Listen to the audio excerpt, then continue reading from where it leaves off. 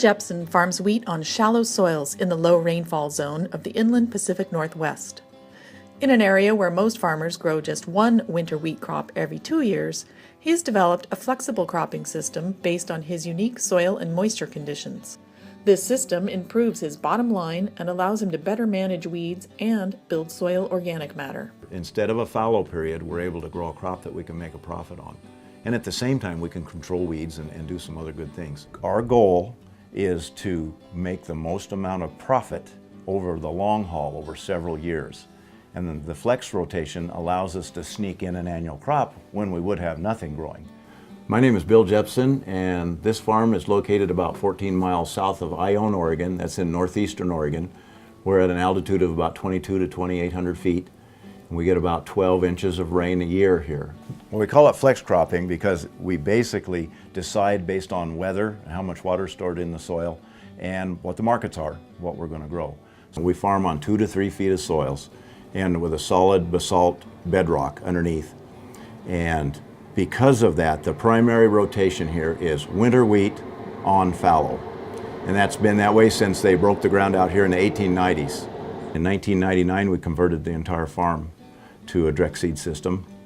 And we still are primarily summer fallow winter wheat, but we've learned, and we can pick our years based on the winter moisture because we receive most of our rainfall here in the wintertime, which years we can pick and grow annual crops. The other thing is, if we're trying to improve our soils, we tilled the soils here for 100 years, and our organic matter in the native prairies here was around 3%, and we mined that down to less than 1.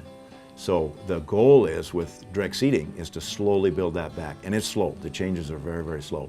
But research has shown when you do summer fallow, winter wheat, that organic matter just won't increase much, if any at all.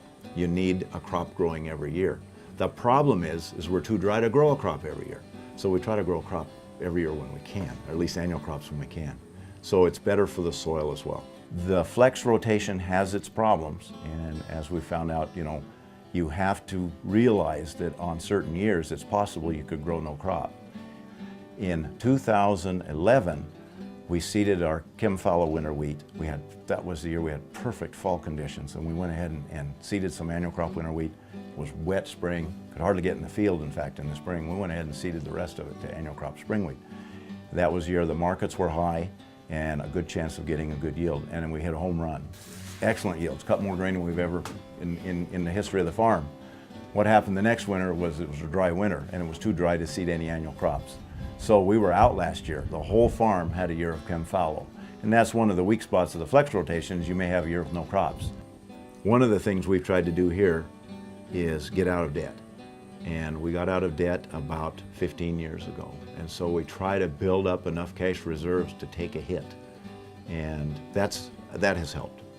If you were going to go with 100% flex rotational like mine, the biggest barrier is having enough capital to probably get through a year when you might not have any crop. That's a little bit of a tough one. And it does stretch your resources.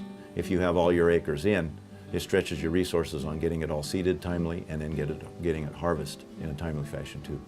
We live in an area where we're high risk.